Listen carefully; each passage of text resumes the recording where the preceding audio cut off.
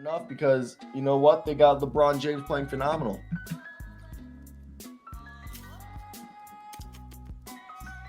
What are you anti-LeBron now? No, LeBron won him the game. He got downhill. No one can guard him, even at this age. They have to foul him, as we see pretty much every other game where he doesn't get the call. And Dennis Schroeder found him, and it was absolutely beautiful. I think I don't know, the game was weird because, LeBron, Go James, he's got like Julius Ramen Randle on him, built like a bag of ramen. Dude, you're Anthony Davis. Be like Joel Embiid. It's barbecue chicken. So he did start to step up there late in the game, but more so in overtime. LeBron had a horrible turnover near the end of the game. They had a nice lead, but he made up for it with the game-clinching layup with a contest. Russell Westbrook in overtime was actually perfect. Dennis Schroeder made his shot. And I'm more like the Knicks. The Knicks are good. You'll make the playoffs, but you're not getting anywhere. So I think we learned a lot last night. It's been rumored that Rob Pelinka has another sleeve or two up his move, and I believe that the Lakers have at least 3 second-round picks that they can move. I think it's 4 more second-round picks they can move.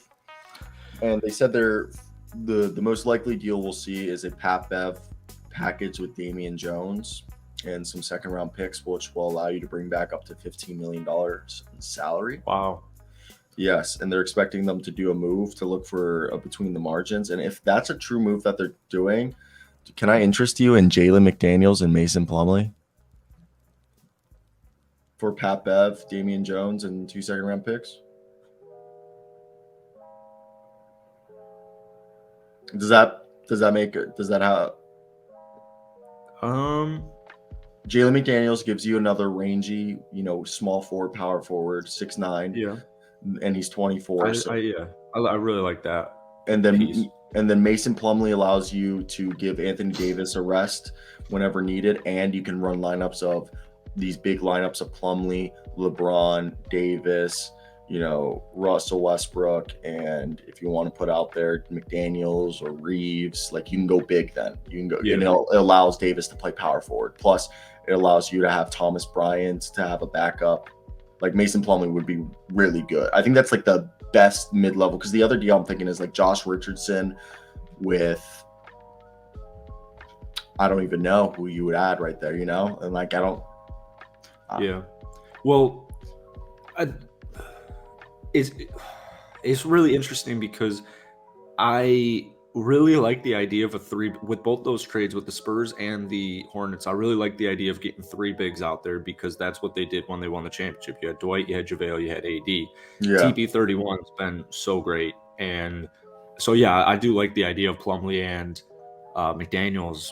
My only issue, and I know McDaniels can make those threes, so I'm pretty open to it. I still think Russ needs to be traded. So if there was a way to get Russ in that deal and receive like a guy like Terry Rozier, I think that would be the cherry on top.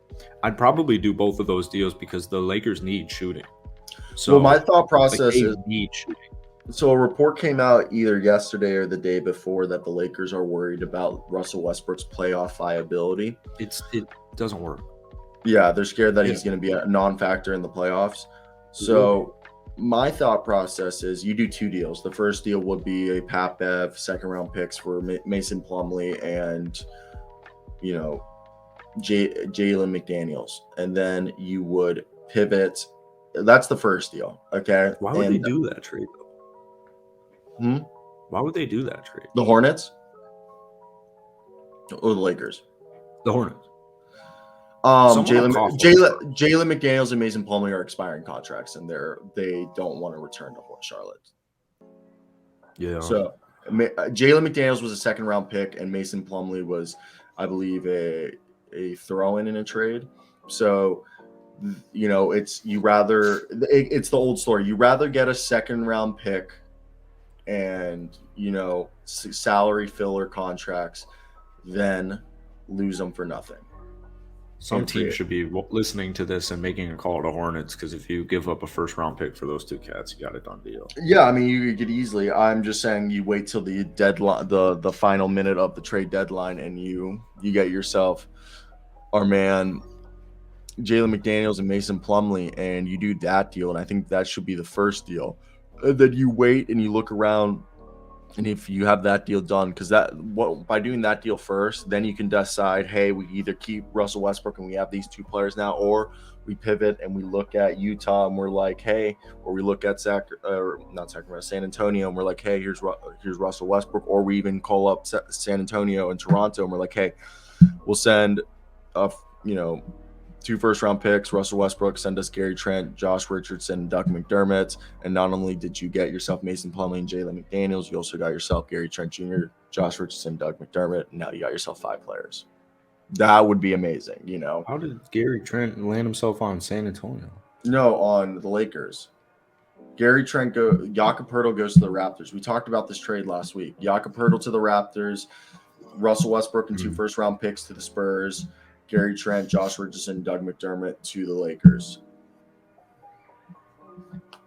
Not a bad deal. And then you also do on the side 2 second-round picks and Pat Bev and Damian Jones for Mason Plumlee and Jalen McDaniels. Now you have Plumlee, McDaniels, Gary Trent, McDermott, and Richardson. If they did all those deals, regardless of how possible it is, would you say this team's now a contender?